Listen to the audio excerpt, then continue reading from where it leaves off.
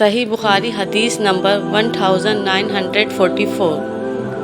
نبی کریم صلی اللہ علیہ وسلم نے فتح مکہ کے موقع پر مکے کی طرف رمضان میں چلے تو آپ صلی اللہ علیہ وسلم روزے سے تھے، لیکن جب قدیر پہنچے تو روزہ رکھنا چھوڑ دیا، اور صحابہ رضوان اللہ علیہم اجمعین نے بھی آپ کو دیکھ کر روزہ چھوڑ دیا۔ ابو عبداللہ امام بخاری رحمۃ اللہ علیہ نے کہا کہ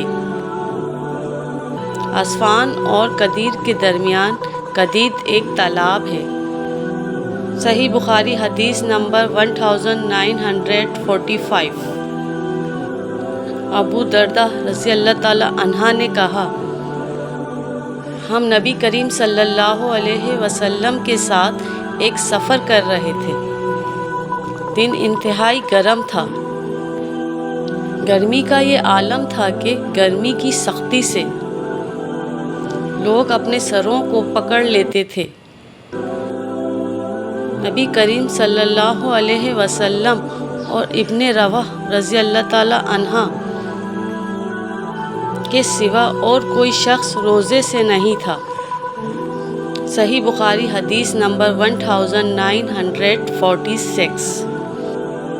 رسول اللہ صلی اللہ علیہ وسلم ایک سفر غزوہ فتح میں تھے۔ آپ صلی اللہ علیہ وسلم نے دیکھا کہ ایک شخص پر لوگوں نے سایہ کر رکھا ہے۔ آپ صلی اللہ علیہ وسلم نے دریافت فرمایا کہ کیا بات ہے؟ لوگوں نے کہا کہ ایک روزے دار ہے۔ آپ صلی اللہ علیہ وسلم نے فرمایا کہ سفر میں روزہ رکھنا کچھ اچھا کام نہیں ہے۔